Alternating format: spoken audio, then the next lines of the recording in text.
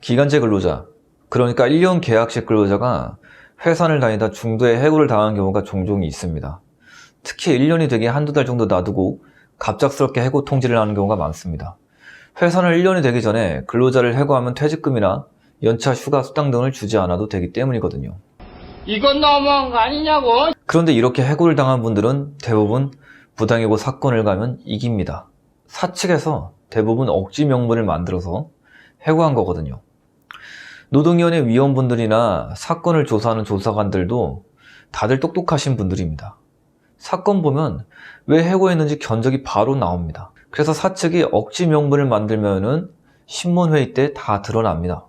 그래서 사측에서 오히려 판정이 나오기 전에 화해하자는 제스처를 취하는 경우가 많습니다. 근로자분들은 대부분 사측이랑 해고를 다투면 굉장히 피곤해하고 이길지 질지도 불안해합니다.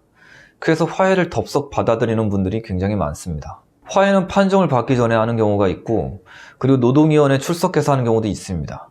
그런데 여기서 주의해야 할 점이 있습니다. 화해를 하면 모두가 좋다는 겁니다. 모두가 좋아요. 누구 빼고? 근로자 빼고. 왜냐하면 공익위원분들은 화해를 하면 판정문을 안 써도 됩니다. 판정문 쓰는 건 정말 힘든 일입니다. 하루 종일 써도 다 쓸까 말까 합니다. 그런데 공익위원분들은 대부분 몸값이 높은 분들입니다. 솔직히 공익위원 하시는 분들은 돈 때문에 노동위원을 가는 게 아닙니다. 노동위원회 가봤자 돈 몇 푼 받지도 못합니다. 대부분 생각은 다르겠지만 그냥 사회적 명성 때문에 가는 겁니다. 그런데 돈도 얼마 받지 못하는데 판정문까지 쓰고 싶지는 않을 겁니다. 당연히 공익위원분들은 화해시키는 것을 좋아할 수밖에 없습니다. 그럼 대리인은 어떨까요? 대리인도 화해를 좋아합니다.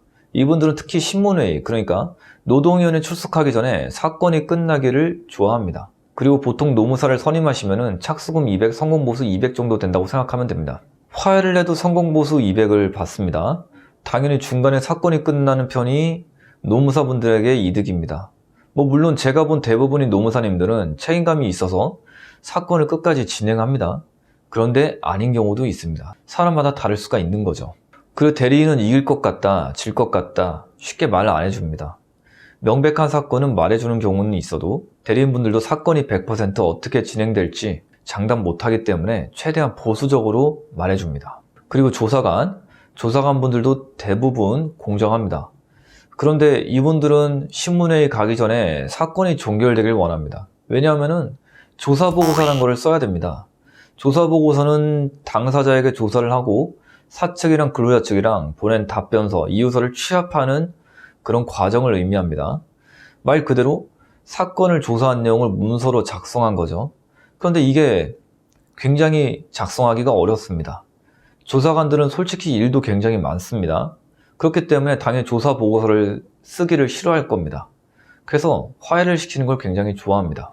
그러니까 결국은 본인이 똑똑해야 됩니다.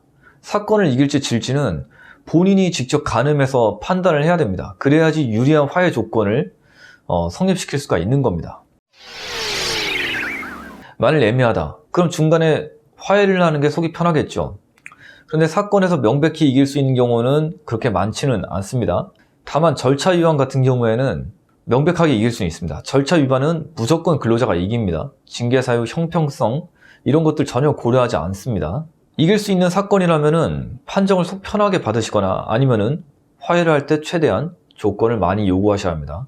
그런데 화해를 할 때도 고려할 게 굉장히 많습니다. 특히 기간제 근로자 같은 경우 1년 기간이 만료되면 고려할 게 굉장히 많습니다. 일하지 못한 기간에 받을 수 있었던 임금 상당액은 당연히 청구할 수 있겠죠. 그리고 1년이 채워지면 받을 수 있었던 퇴직금, 이것도 당연히 고려할 수 있습니다. 그리고 연차 휴가 수당, 이것도 받을 수 있겠죠. 그 경우에 따라서는 실업급여도 받을 수가 있습니다.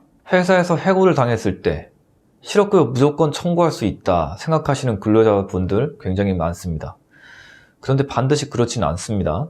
자, 사업에 막대한 지장을 초래하거나 재산상 손해를 끼친 경우에는 실업급여를 지급받을 수 없습니다.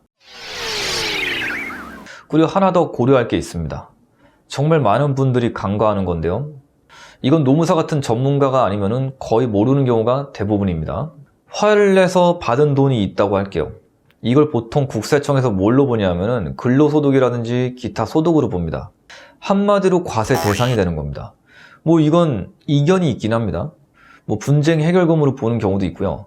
그 위자료로 보는 경우도 있습니다. 분쟁 해결금이나 위자료로 볼 때는 과세 대상이 아니라고 보는 견해도 있습니다.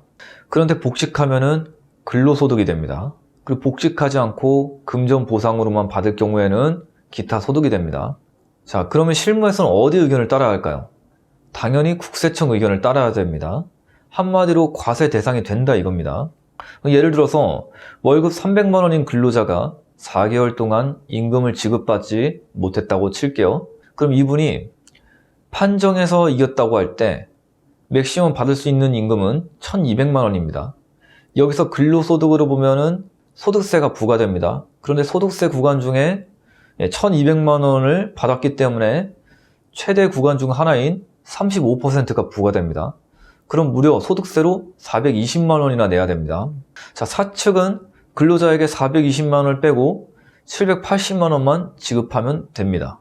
만일 노무사를 선임했다면 성공보수가 보통 착수금 200, 성공보수 200이라고 쳤을 때 400만 원을 지급해야 됩니다. 그런 짓은 하지 말아야 했는데 난 그 사실을 몰랐어. 자, 그럼 근로자가 최종 수령하는 금원은 얼마냐? 380만 원 정도 될 수도 있다는 겁니다. 예상보다 훨씬 적게 받게 되는 겁니다. 만일 화해를 했을 때는 기타 소득으로 봅니다. 자, 그러면 10%의 세금이 부과됩니다. 1,200만 원을 다 받는 게 아닙니다. 1,080만 원만 받게 되는 겁니다. 자, 여기서 노무사 선임비 400만 원 제한다면은 680만 원 정도 받게 되는 겁니다.